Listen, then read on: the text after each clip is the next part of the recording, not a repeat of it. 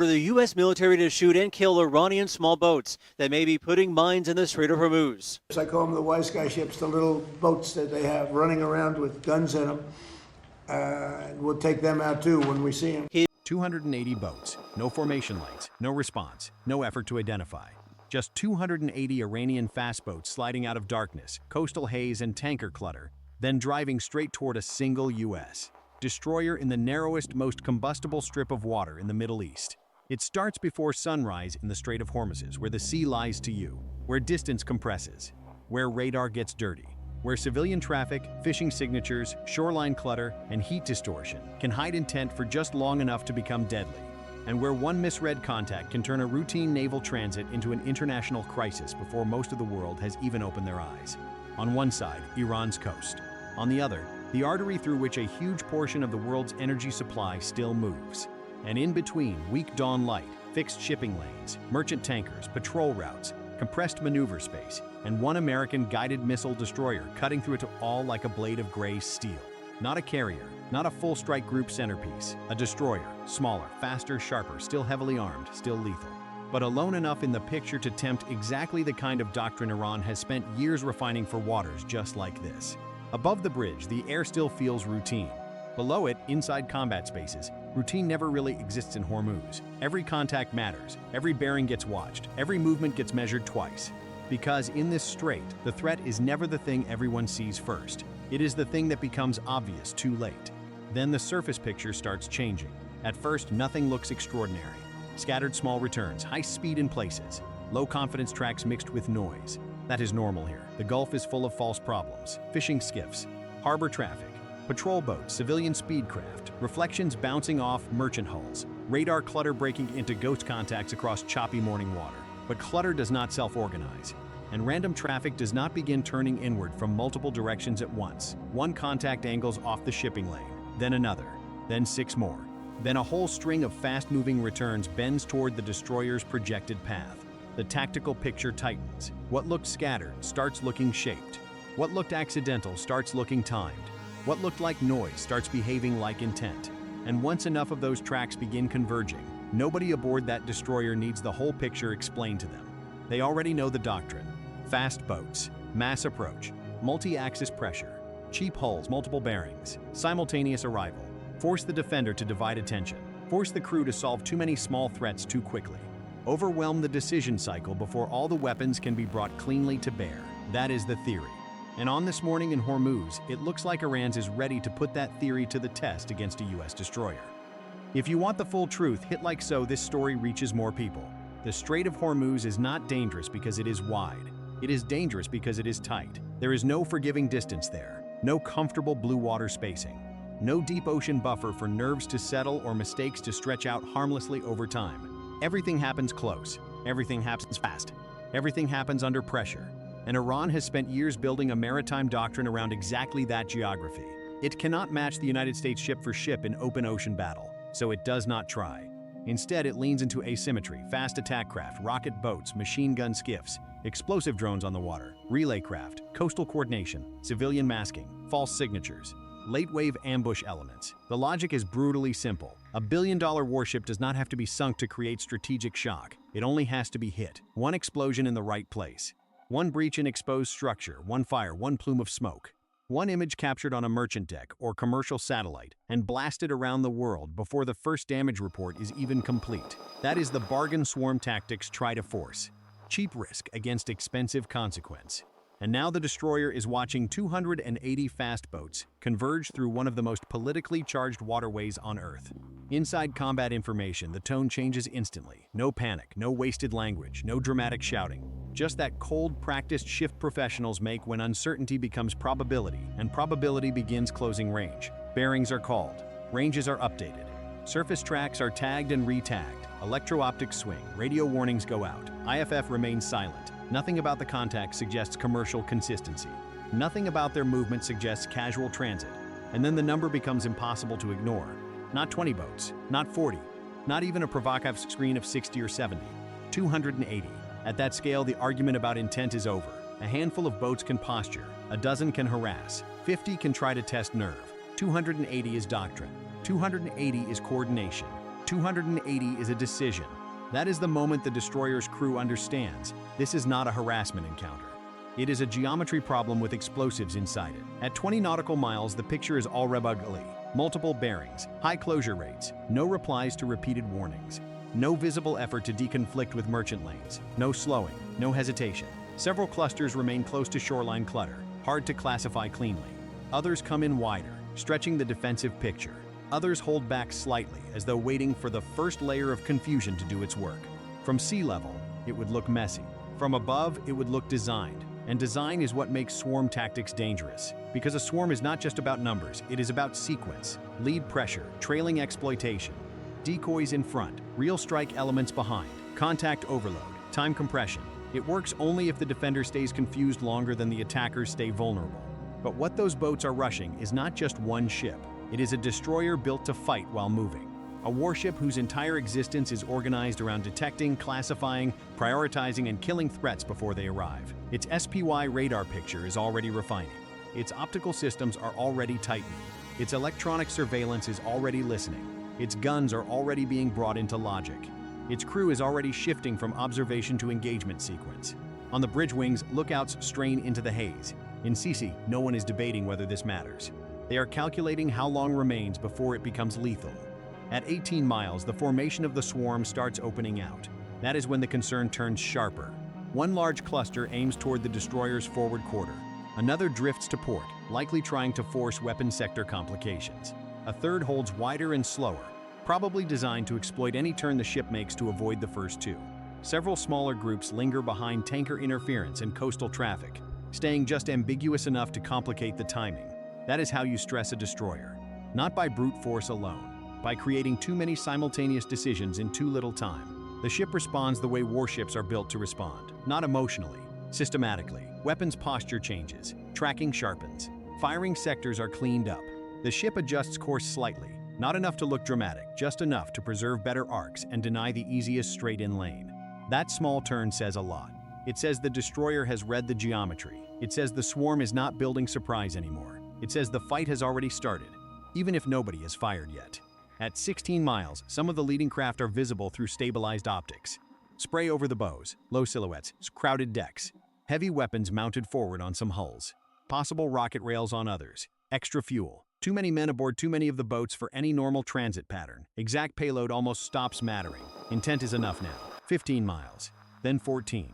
Then 13. The range countdown feels steady over comms and Savage on the tactical display. The boats are fast, faster than some earlier assumptions.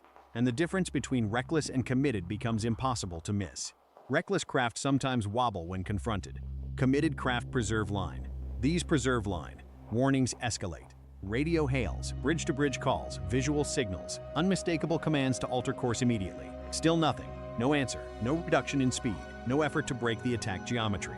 If anything, the front-running clusters tighten more, trying to preserve simultaneous pressure from multiple axes. That is what swarm doctrine wants most. Not one problem, many.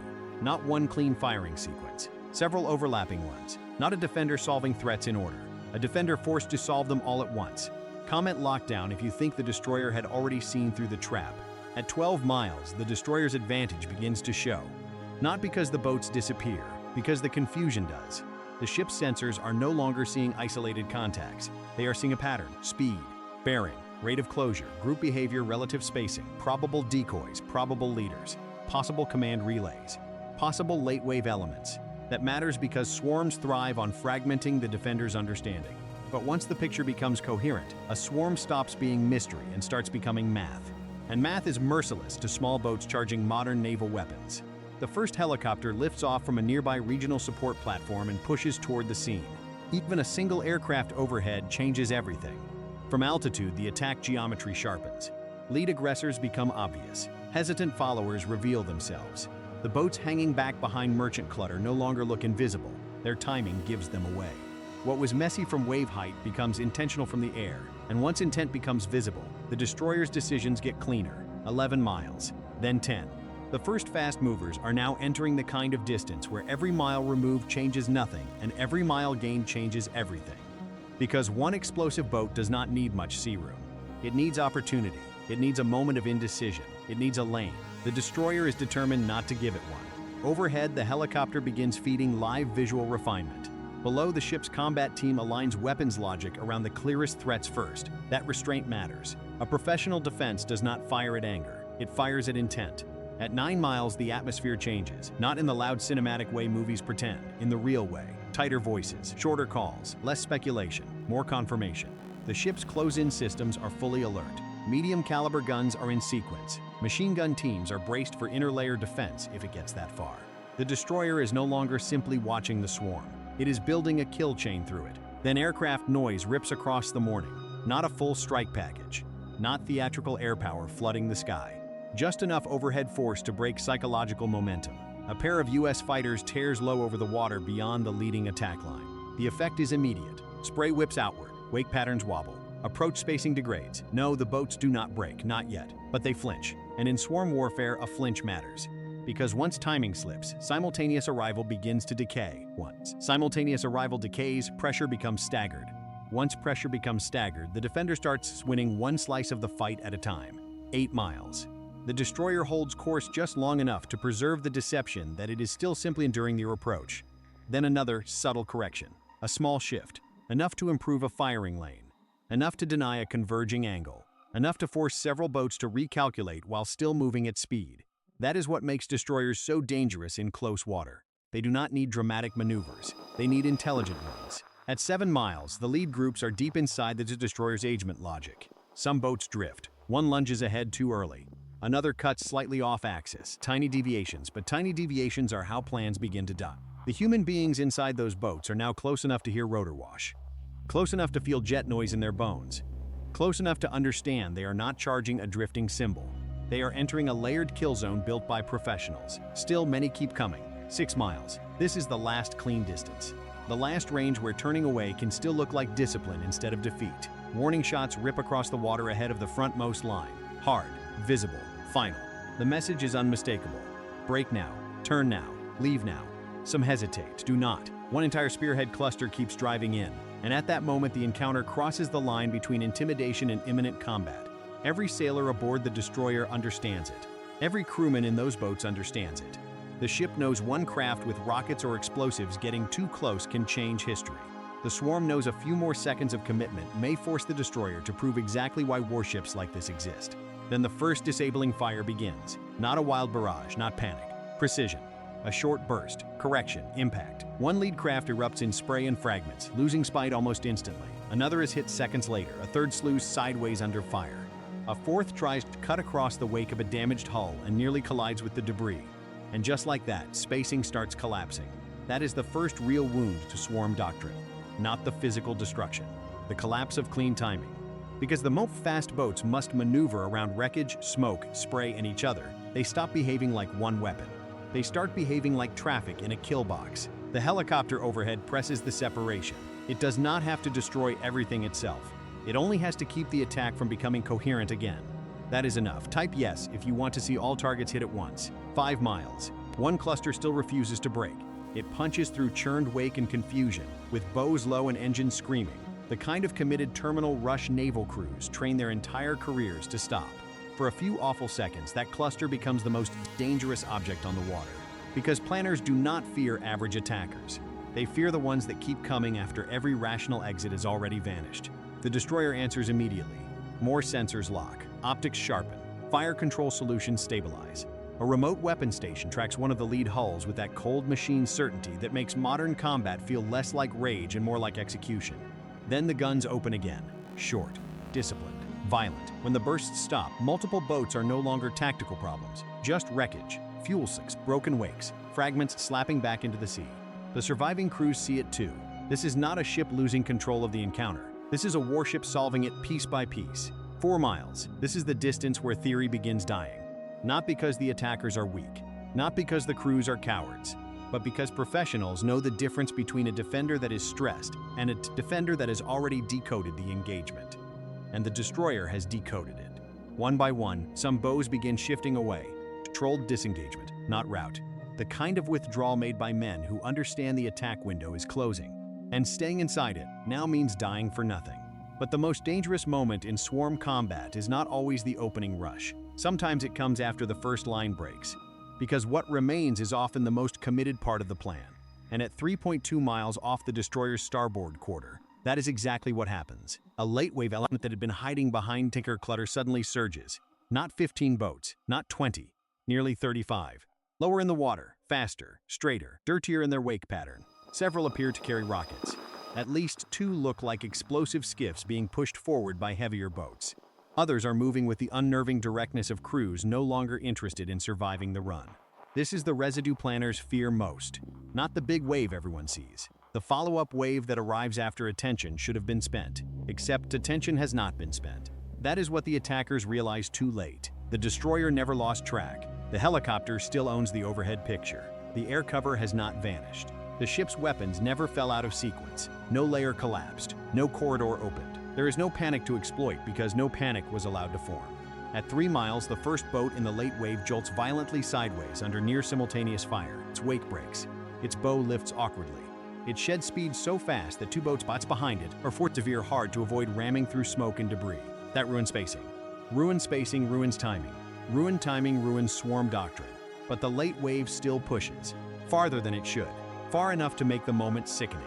Far enough that every sailor aboard the destroyer understands exactly why these encounters are never treated casually.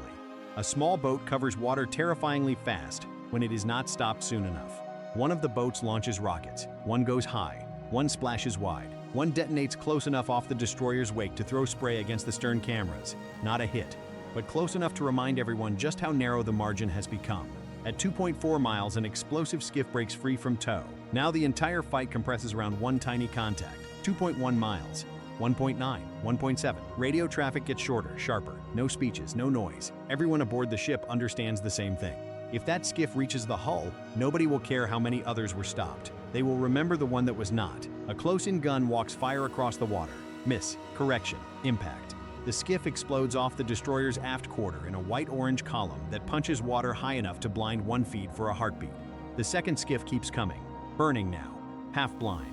Still online, the helicopter angles down and tears through its engine block. It detonates short, too close for comfort, not close enough for catastrophe. At the same time, a relay boat coordinating the remaining attack lanes gets tagged from above. The destroyer's gunners pick it up. A burst walks from stern to bow. The hull vanishes in sparks, flame, and spray. And that does something almost more important than destroying another boat. It kills timing. Nearby attackers stop converging cleanly. One accelerates too soon, another drifts wide. A third cuts through the wake of a damaged craft and loses its lane. 2 more interfere with each other in churned water and break their own final approach. The swarm has not lost aggression, it has lost its conductor. And without timing, mass attack turns into separate boats dying separately. That is when the destroyer becomes merciless. Its port-side guns hammer a western line of rocket boats and erase the lead elements in seconds. The helicopter chases one surviving skiff north and rips it apart before it can circle back into the geometry. Another fast mover tries to slash across the destroyer's forward quarter and gets left burning less than a mile from the ship's projected path. Still, the fight refuses to end cleanly, because the worst part of swarm combat is never the big visible phase. It is the residue. The last few committed boats slipping through smoke, wreckage, merchant interference, and ruined wakes after the defense has already spent precious minutes killing everything else. And then that residue appears. 5 boats, northeast side, low and fast, using tanker clutter, shattered debris, and broken water to mask their approach longer than anything else still moving. 1 appears to carry rockets. 1 looks gun-heavy. 3 are moving in that straight, terminal sprint that says the men aboard no longer expect to come back. This is what warships fear most. Not the mass of the swarm, the survivors of the swarm. The last few boats still willing to drive into certain death because they know 1 hit is all history needs. Comment Steel if you think this was the real breaking point. The lead terminal craft crosses inside 1 nautical mile. The destroyer opens up. First burst long, second brackets. Third catches the bow and sets it ablaze. The boat does not stop. It keeps coming on fire. Fire running aft as the engine keeps forcing the hull through smoke, wake, and tracers. The destroyer begins another evasive turn. 900 meters, 800, 700. The helicopter comes in from high right and fires into the center mass. The boat erupts, breaks apart, disappears into spray and fragments. The second peels away. The third does not. Now that third boat is the closest active threat left in the entire battle. Small, fast, partially masked by its own spray.